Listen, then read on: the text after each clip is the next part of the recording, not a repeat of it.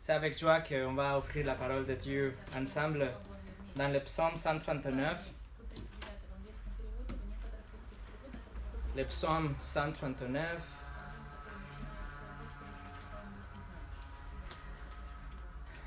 C'était en février 2020, il y a presque un an, qu'on a commencé une série d'études par rapport aux attributs de Dieu.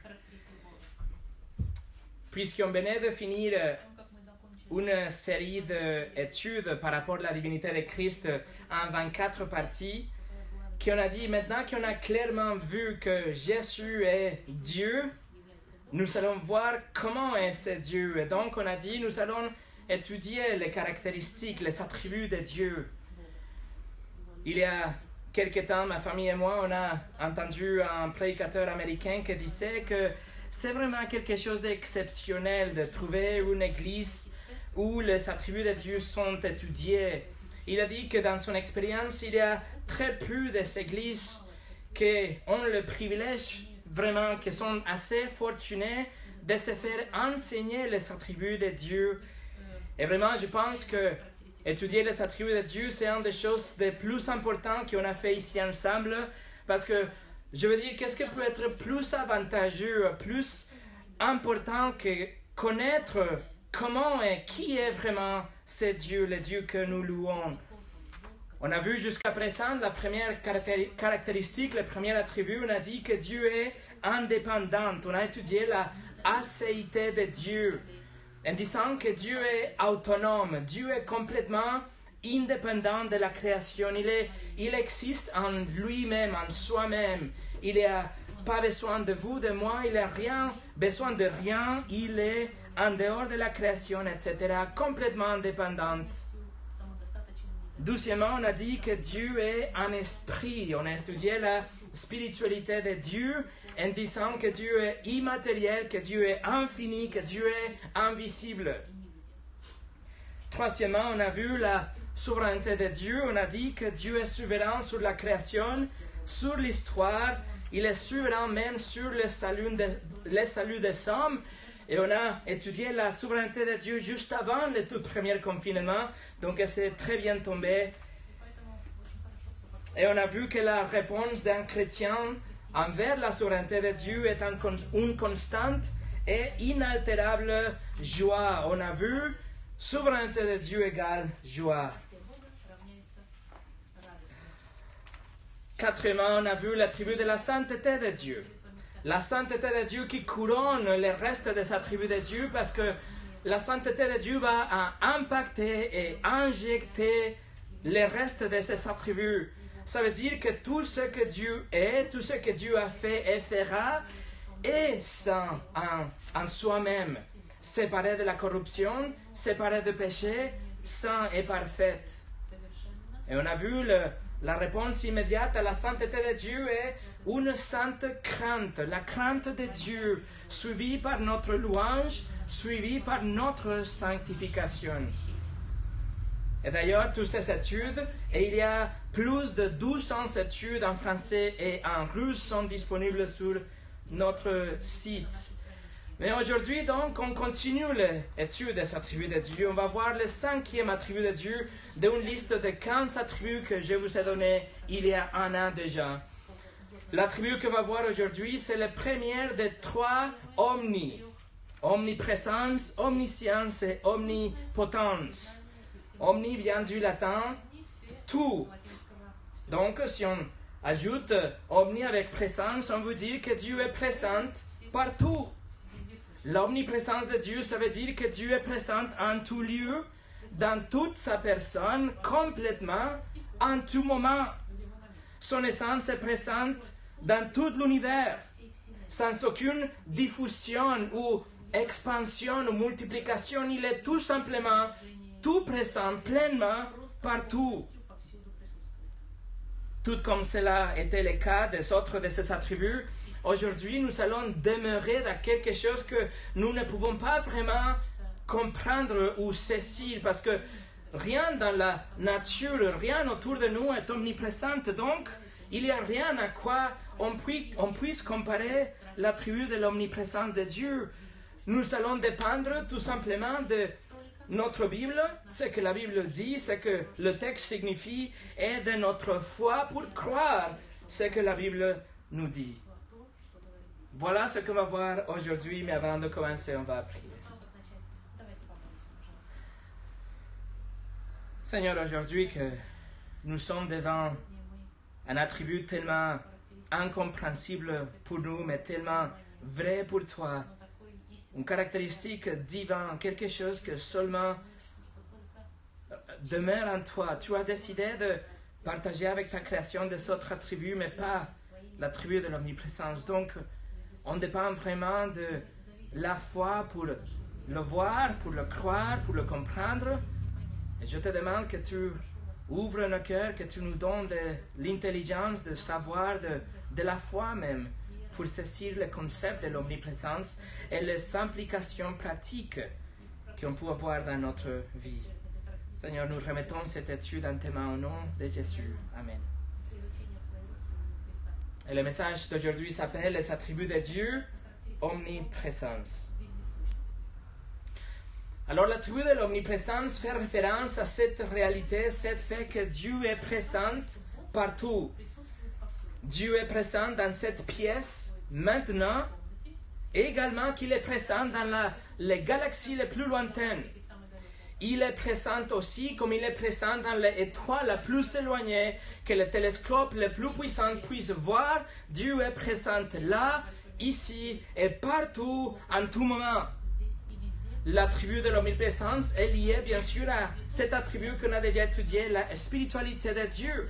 On a dit que Dieu n'est pas confiné dans un endroit, Dieu n'est pas limité, il n'y a pas de frontières ou de bordures que peut limiter Dieu à un endroit précis. En fait, s'il y avait un endroit dans toute la création où Dieu n'est pas présent, ça veut dire que Dieu n'est pas vraiment infini. Ça veut dire que Dieu n'est pas vraiment omniprésent. S'il y a quelque chose ou un endroit en dehors de la portée de Dieu, le pouvoir de Dieu, l'influence de Dieu ou la présence de Dieu, ça veut dire que Dieu n'est pas vraiment puissant. Dieu n'est pas vraiment souverain. Et Dieu, en fin de compte, il n'est pas vraiment Dieu. On doit comprendre que Dieu est présent au fond de l'océan. Il est présent aujourd'hui dans la salle de cinéma, à l'Élysée à Paris, dans la prison municipale, dans votre chambre à coucher, la cuisine, la douche, les Pléiades, le Orion, à Wuhan, à Dubaï et à Ottawa. Il n'y a aucun endroit qu'on peut imaginer, penser, où la présence de Dieu ne demeure pas dans la totalité aujourd'hui. C'est comme A.W. Tozer a dit, l'omniprésence signifie que Dieu est présent partout. Dieu est proche de partout. Il est près de toutes les choses et de toute personne. Il est ici à côté de vous, où que vous soyez. Le psaume 139, qu'on a lu juste avant le culte, va nous guider dans l'étude de ces trois messages, omniprésence, omniscience et omnipotence. Aujourd'hui, notre cible va être que le verset 7 à 10, et le reste du psaume, on va l'étudier dans les autres deux dimanches, les deux dimanches suivants. Donc, je vous invite à lire psaume 139, verset 7 au 10. David écrit: Où pourrais-je aller loin de ton esprit? Où pourrais-je fuir loin de ta présence? Si je monte au ciel, tu es là. Si je me couche au séjour de mort, te voilà. Si je prends le sel de l'aurore pour habiter à l'extrémité de la mer, là aussi ta main me conduira, ta main droite m'empoignera. Nous allons voir 4 parties aujourd'hui. Première chose, Dieu est présent. Dieu est partout présent. Numéro 2, Dieu est partout dans le ciel. Numéro 3, Dieu est partout dans l'enfer. Et numéro 4, Dieu est partout, mais pas dans tout. Première chose, Dieu est présent, ou partout présent.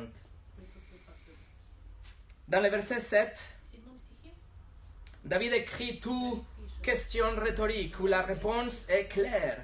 Et il réfléchit et il ressent que Dieu est vraiment présent partout, que Dieu est en tout lieu, qu'il n'y a pas de limitation ou de contraintes pour la présence de Dieu. Il est toujours présent, pleinement présent partout. Regardez le verset 7.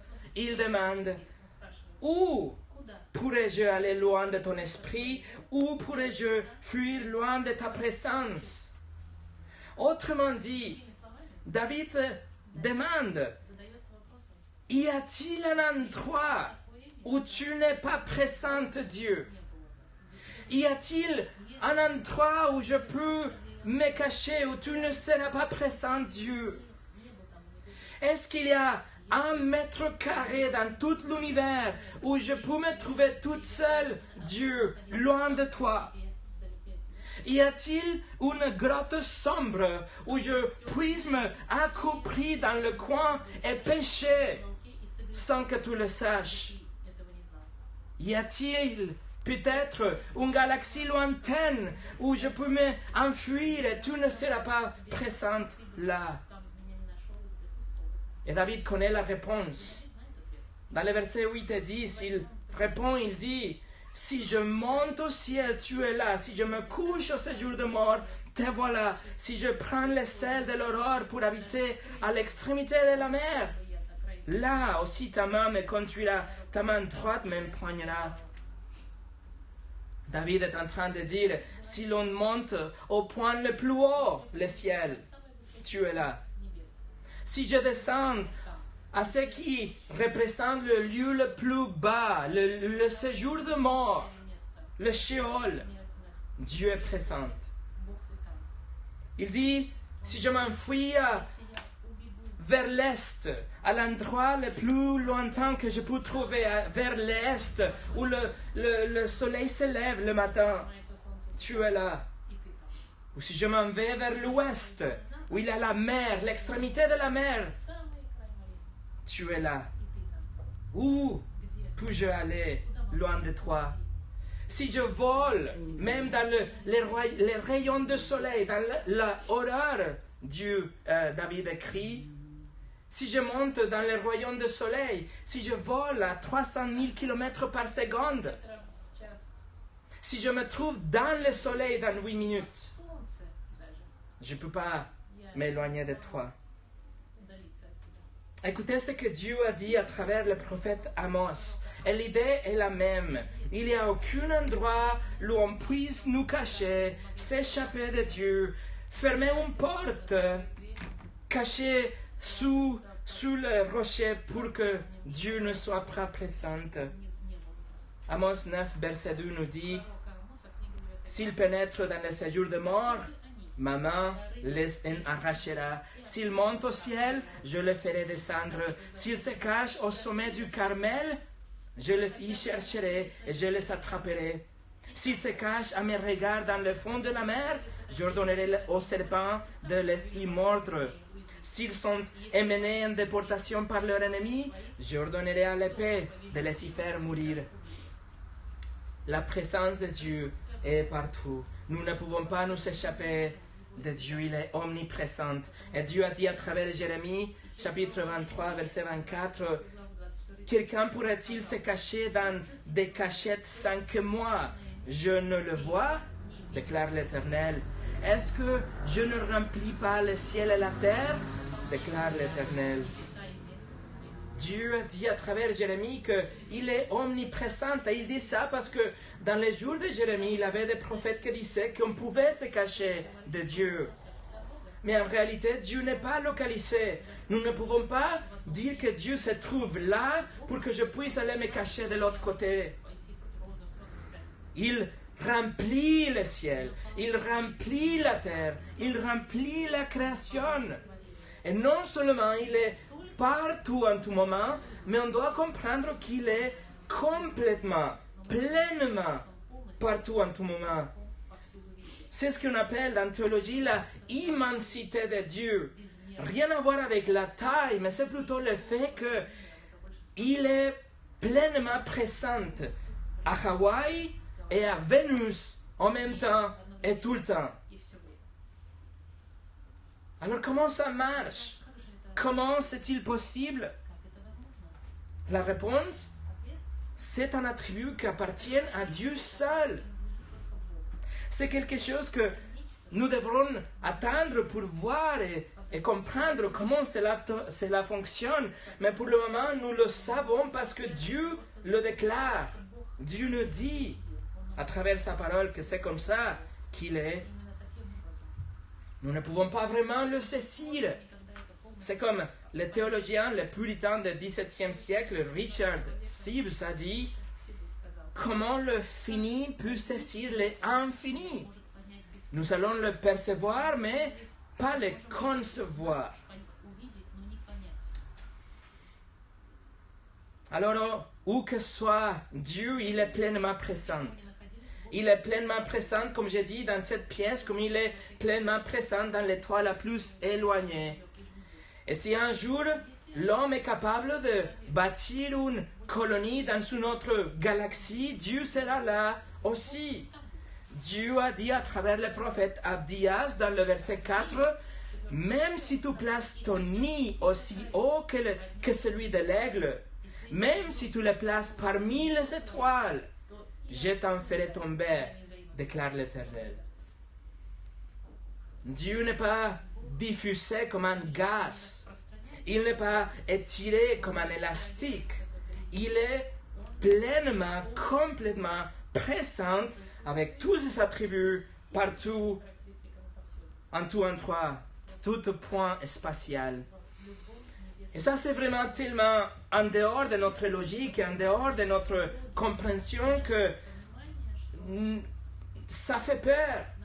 Et comme nous ne n'arrivons pas à le comprendre, parfois on essaie à le changer, l'expliquer d'une autre façon ou le nier complètement.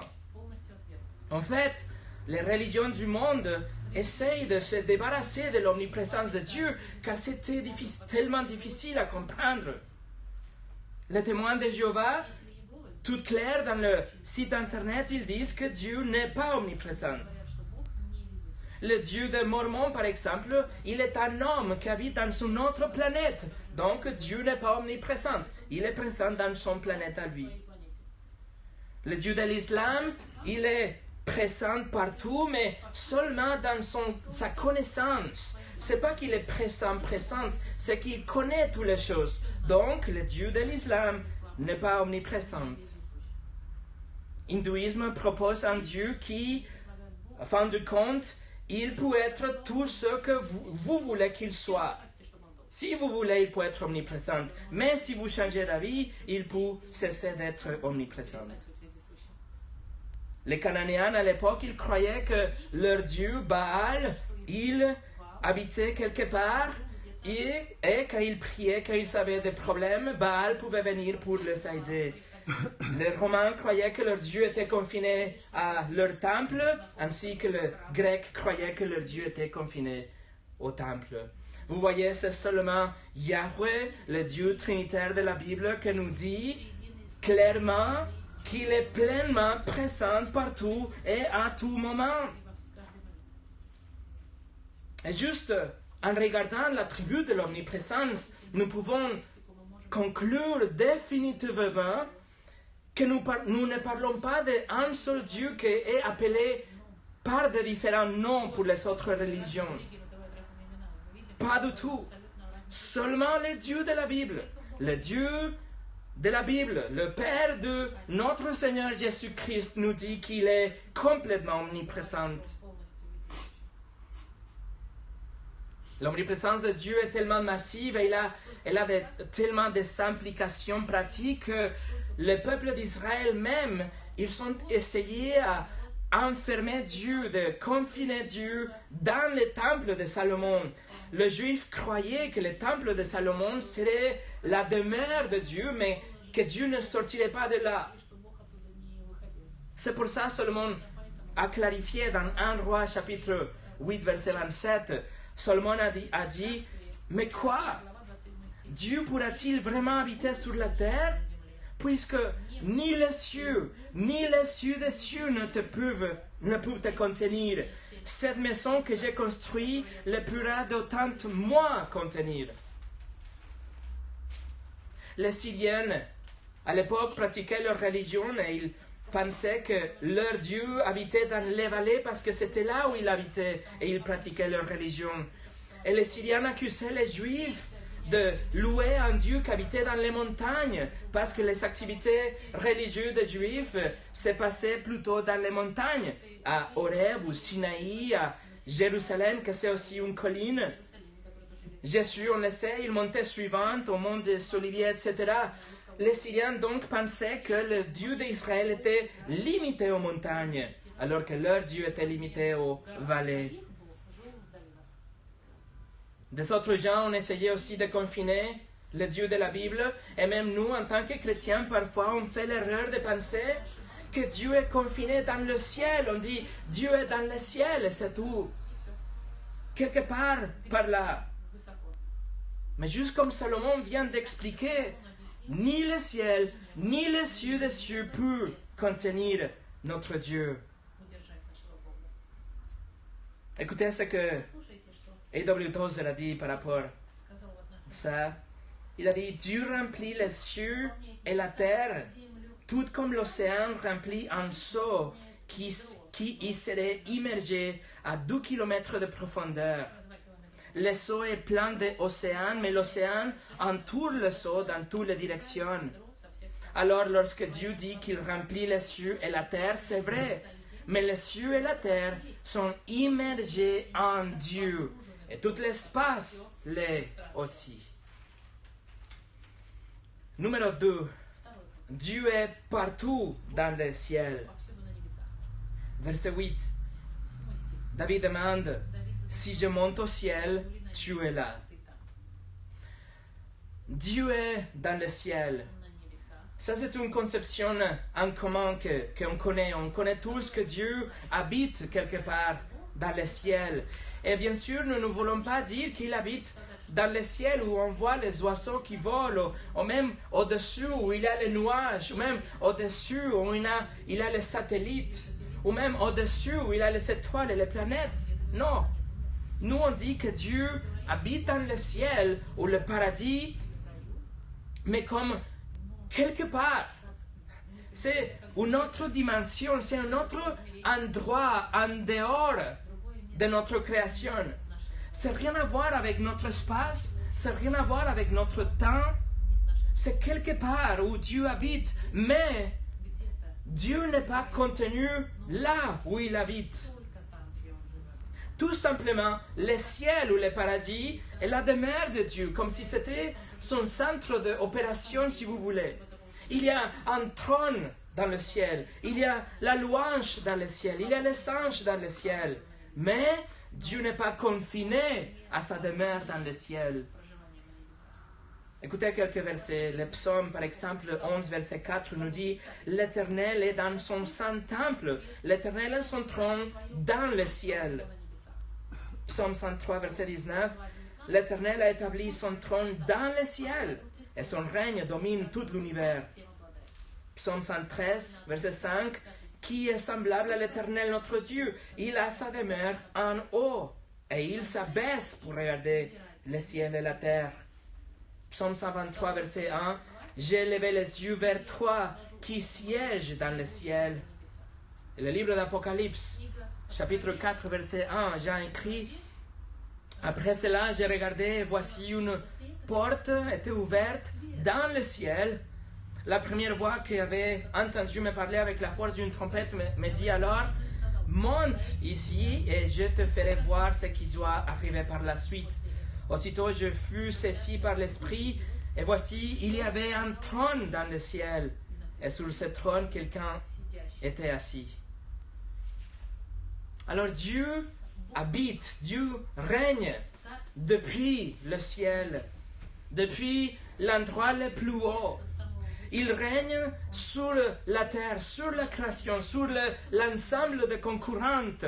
Il y a un trône qui est élevé et exalté. Et il y a une salle de trône où il y a des anges. Il y a la louange qui a lieu tout le temps, jour et nuit.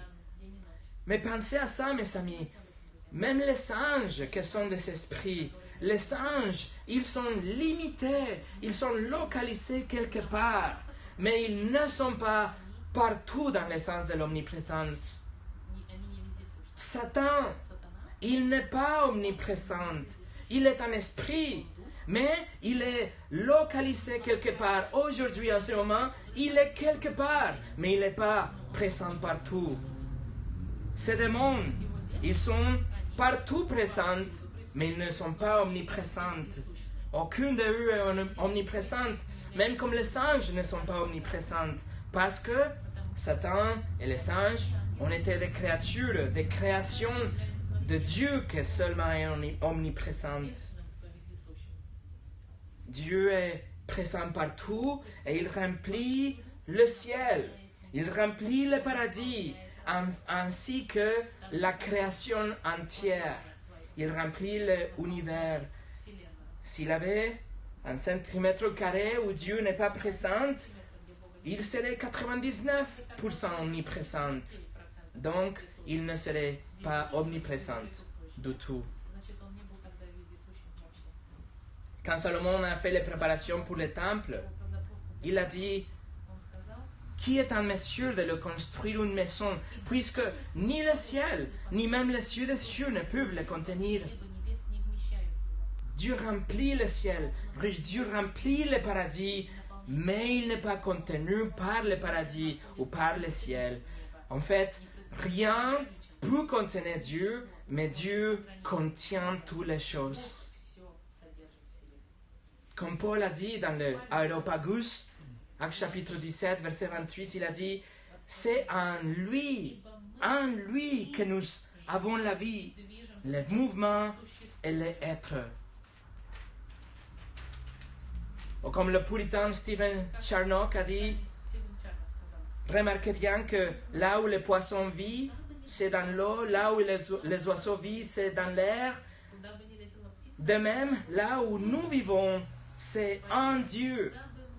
Et comme s'il n'y a pas un seul instant durant lequel nous ne sommes pas sous sa miséricorde, aussi il n'y a pas un instant que nous soyons en dehors de sa présence. Numéro 3, Dieu est partout dans l'enfer. Verset 8, la deuxième partie de verset 8. Si je me couche au séjour de mort, te voilà. Le Sheol, en hébreu, fait référence à cet endroit physique où les morts sont déposés, où les morts se reposent, où les morts se décomposent. Fait référence à la tombe, le cimetière. C'est la signification de ces mots. Par contre, les Israélites croyaient que le Sheol était un endroit réel où les morts, les bons et les méchants, allaient après la vie. C'est-à-dire le séjour de mort. Un endroit où il y a les morts, les esprits. Le Sheol dans l'Ancien Testament n'est pas l'enfer. Ne fait pas référence à l'enfer. Mais il y a des textes en dehors de l'Ancien Testament qui nous montrent qu'il y avait déjà une croyance. Les gens croyaient qu'il y avait dans le Sheol des démons qui harcelaient les esprits, qui harcelaient l'humanité. C'était décrit comme un monde souterrain, un monde de ténèbres. Quelque part, il y avait de l'horreur, la punition. Quand David a écrit le psaume 139, il a pensé tout simplement de Sheol comme l'endroit de la mort, le séjour de mort. Mais il a utilisé le mot pour faire un contraste avec le ciel. Si vous voyez, la première partie du verset 8 nous dit qu'il parle du ciel, l'endroit le plus élevé. Et maintenant, il fait l'opposé. Il dit le Sheol, l'endroit le plus bas. Et il dit Dieu est là. Pour nous, avec la révélation complète de la Bible, nous pouvons savoir et affirmer aujourd'hui que l'endroit opposé du ciel est l'enfer. L'endroit contraire au paradis est l'enfer. Et avec David, nous pouvons conclure que oui, Dieu est aussi là. Allez avec moi au livre de l'Apocalypse, chapitre 14. Apocalypse, chapitre 14. Il y a 3 anges qui volent sur la terre. Ils sont en train de proclamer l'évangile. Ils sont en train de mettre en garde l'humanité pour que les gens qui restent sur la terre arrivent à la repentance, qu'ils croient en Christ pour avoir le pardon des péchés et la vie éternelle. Regardez à partir du verset 9. Et un troisième ange, les suivit en disant d'une voix forte, « Si quelqu'un adore la bête et son image, et s'il reçoit la marque sur son front ou sur sa main, il boira lui aussi du vin de la fureur de Dieu, versé sans mélange dans la coupe de sa colère, et il sera tourmenté dans le feu et le soufre devant les saints anges et devant l'agneau de Dieu. » Vous voyez qu'il y a une punition éternelle qui arrive. Et cette punition éternelle aura lieu devant l'agneau, devant le Seigneur Jésus-Christ. Alors même si parfois l'enfer est décrit comme un endroit où Dieu est absent, vraiment, Dieu sera présent. C'est Dieu lui-même qui exécute la punition. C'est Dieu lui-même qui laisse tomber sa colère. Et il donne la justice en enfer. C'est Dieu lui-même qui exerce le jugement. C'est Dieu lui-même qui déverse sa colère sur les prisonniers en enfer. L'enfer, mes amis, contraire à ce que la culture aujourd'hui nous dit, l'enfer, ce n'est pas un endroit de fête. L'enfer non plus n'est pas un endroit où il y a une simple séparation de Dieu. Si l'enfer c'était la simple séparation de Dieu, les athées, les pécheurs seraient contents d'aller en enfer parce qu'ils ont essayé de vivre toute la vie sans Dieu. Ils ont essayé de vivre sans aucun regard vers les choses de Dieu. Alors, que serait mieux qu'aller à un endroit éternellement où Dieu ne sera pas présent? Ça, c'est une bonne nouvelle. Mais c'est une bonne nouvelle loin de la réalité. La réalité, c'est que l'enfer, c'est un endroit réel où il y a une punition éternelle infligée, écoutez bien, infligée directement par la personne qu'il haïsse et méprise, le Seigneur Jésus-Christ. C'est un endroit où il y a une punition devant les anges, pour que les anges ils puissent voir la démonstration de cette sainte colère qui tombe, la fureur de Dieu, qui exerce la justice envers tous ceux qui ont transgressé sa loi et ignoré son Fils. Ceux qui sont en enfer souhaiteront être loin de Dieu, se cacher de Dieu, mais cela ne sera pas possible. Mes amis, si nous ne s'embrassons pas Dieu aujourd'hui dans sa grâce, un jour nous allons être consommés par la colère de Dieu dans sa justice. C'est pour ça que la Bible nous dit et nous répète qu'aujourd'hui c'est le jour du salut, que c'est aujourd'hui le jour où vous devez reconnaître votre péché et vous verser, vous faire tomber, vous laisser tomber dans la humilité devant le Seigneur Jésus-Christ, dans la repentance. C'est aujourd'hui qu'on doit reconnaître que oui, Dieu doit me punir, mais Dieu est riche en miséricorde et il me donne son Fils pour que je puisse être pardonné. Le Seigneur Jésus, en mourant, il a pris notre punition, il a absorbé justement la colère de Dieu qui tombera en enfer, a été déjà absorbée par Christ. Nous pouvons aujourd'hui être sûrs de vivre dans sa bienveillance dans le paradis plutôt que sa pleine colère et justice en enfer. Mais on doit venir à lui et on doit placer notre confiance en lui seul. Jésus-Christ, celui qui est mort sur la croix pour nous. Allez à 2 Thessaloniciens chapitre 1 verset 7. 2 Thessaloniciens chapitre 1 verset 7.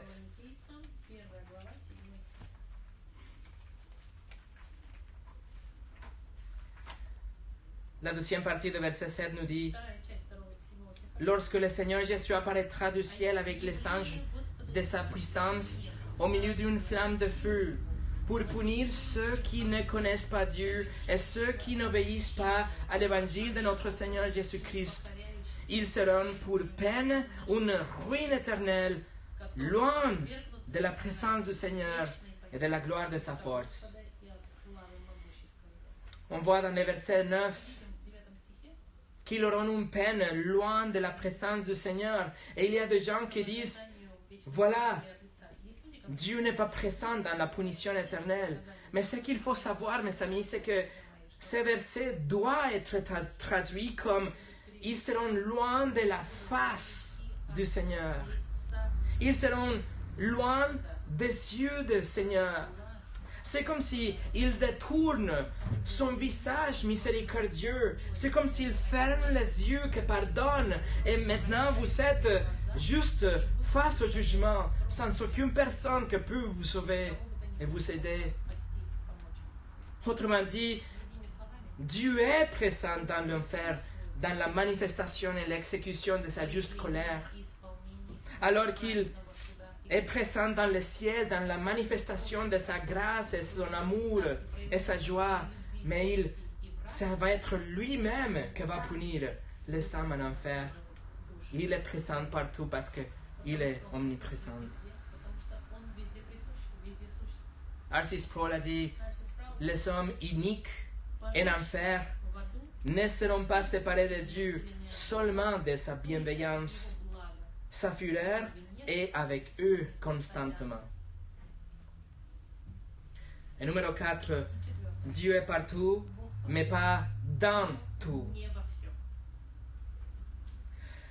Si Dieu est partout, ça veut dire que Dieu est présent aussi dans des endroits impurs. Si Dieu est présent partout, ça veut dire que dans une pièce où il y a un crime qui est en train d'être planifié, Dieu est là. Ça veut dire que Dieu est aussi présent dans l'enfer et que Dieu est aussi présent dans un endroit rempli par des blasphémateurs ou des adultères. Mais maintenant, la question est comment il peut être resté saint s'il se trouve aussi dans tous ces endroits.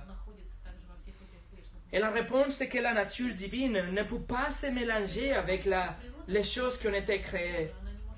La nature divine ne peut pas être contaminée par des impurités. Juste comme le soleil peut briller. Et les rayons du soleil brillent sur un tas de fumier. Mais le soleil n'est pas souillé. Ou juste comme le Sauveur, il était entouré par des gens sales, si vous voulez, des pécheurs, et des prostituées, et des collecteurs des impôts, etc. Il était entouré de toutes ces personnes, mais sa nature n'était jamais corrompue. La nature divine ne peut pas être corrompue par la création. Et c'est pour ça qu'on doit faire très attention de distinguer la omniprésence de Dieu avec la hérésie du panthéisme. Le panthéisme nous dit que Dieu est tout et tout est Dieu. Le panthéisme nous dit, comme Dieu est partout, alors Dieu est dans les arbres, Dieu est dans les étoiles, Dieu est dans la pluie, Dieu est dans les montagnes. Si ça c'était le cas, alors l'essence de Dieu serait corrompue par la création. Vous vous souvenez que la création, même la plus belle chose dans la création est corrompue aujourd'hui, souillée par le péché. Le plus beau coucher du soleil, la plus jolie fleur, la mer puissante, le signe majestueux, tout est corrompu. Tout est en train de se décomposer, affecté par le péché et la corruption pour déjà plus de 6000 ans. 2 Pierre 3 nous dit que le ciel et la terre sont réservés pour être brûlés. tout sera détruit. Pourquoi? Parce que tout est corrompu aujourd'hui par le péché. Donc, Dieu ne peut pas se mélanger avec la création. Dieu ne fait partie pas de la création. Le panthéisme fait l'opposé. Le panthéisme mélange la substance de Dieu avec la création et nous dit que Dieu est dans les bâtons, que Dieu est dans les pierres, que Dieu est dans les arbres où les chiens vont faire leurs besoins. Mais Dieu se distingue lui-même de la création. Dieu n'est pas dans les choses. Dieu ne fait partie de la création, des choses créées, de la matière. Pourtant, il est présent dans la création, en la création. Vous voyez comme le panthéisme confond la créature avec les créateurs. Le panthéisme fait de tout un Dieu et manque le Dieu de tout. Alors mes amis, jamais pensez que Dieu est dans les choses, que Dieu est dans la nature, que Dieu est dans les objets, que Dieu est dans les choses qu'on voit dans la nature. Même si c'est très très bon, la nature est corrompue, Dieu n'est pas corrompu. Dieu ne peut pas être corrompu. Rien ne peut toucher le caractère ou affecter la sainteté de Dieu. Et l'argument biblique le plus clair contre le panthéisme, c'est le fait qu'il y a d'innombrables commandements dans la Bible qui nous interdisent de louer la création, qui nous dit que nous ne pouvons pas louer les anges, nous ne pouvons pas louer les objets célestes, les étoiles, nous ne pouvons pas louer les objets dans la nature, etc. La Bible est claire.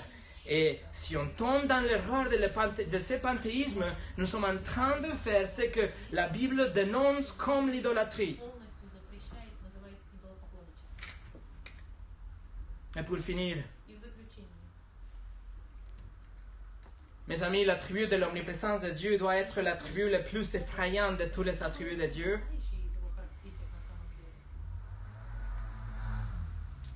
Comment un pécheur peut pécher s'il sait que Dieu est là? Lorsqu'il prévoit de pécher, Dieu est là. Lorsqu'il agit dans le péché, Dieu est là. Lorsqu'il cache son péché, Dieu est là. Et lorsqu'il court pour pécher à nouveau, Dieu est là. Comment quelqu'un peut vivre avec un Dieu comme ça, un Dieu omniprésent? Comment quelqu'un peut faire face à Dieu dans le jugement que non seulement il vous a vu clairement, mais il était pleinement présent à côté de vous dans votre moindre péché?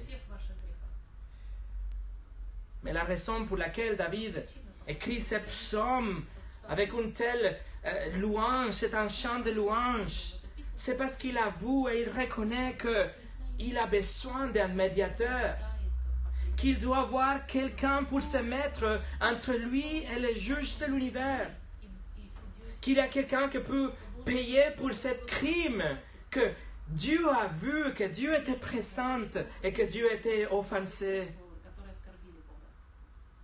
Jésus-Christ est le médiateur dont vous avez besoin. Il est le seul et unique médiateur entre Dieu et l'homme. Seulement avec Jésus-Christ, quelqu'un peut accueillir cette présence de Dieu. Seulement si on a un médiateur, nous pouvons dire la présence de Dieu, c'est une joie. Mais sans un médiateur, la présence de Dieu est effrayante.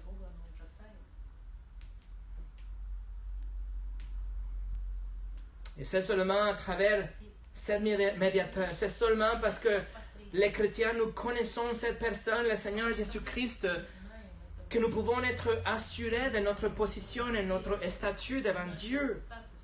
C'est seulement parce qu'on sait que Jésus a été l'agneau de Dieu, saint et pur, sans péché.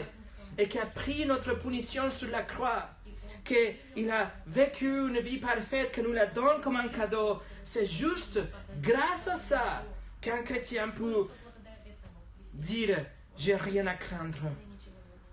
C'est seulement avec ça que quelqu'un peut dire « vous ne devez rien à Dieu » parce que tout était déjà payé par Christ.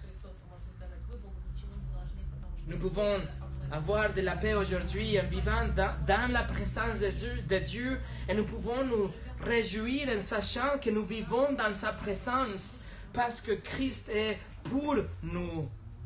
Mais si vous n'avez pas Christ, ça c'est effrayant. En fait, la différence entre le ciel, le paradis et l'enfer, la seule différence, c'est que ceux dans le ciel ont un médiateur. La présence de Dieu est la même, la sainteté de Dieu est la même, mais en enfer, il n'y a personne pour les défendre devant les juges.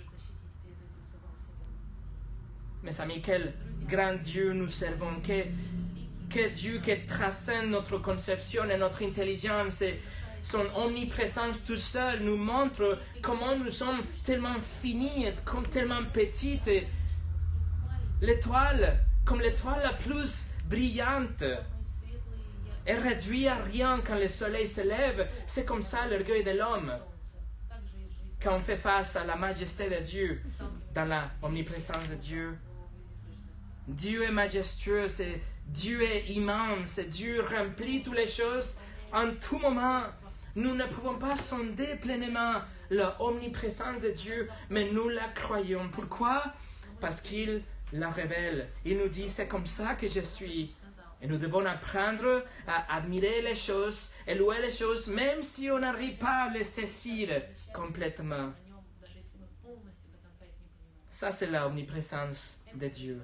Le Dieu omniprésent, le seul vrai Dieu. Mes amis, voici votre Dieu. Prions.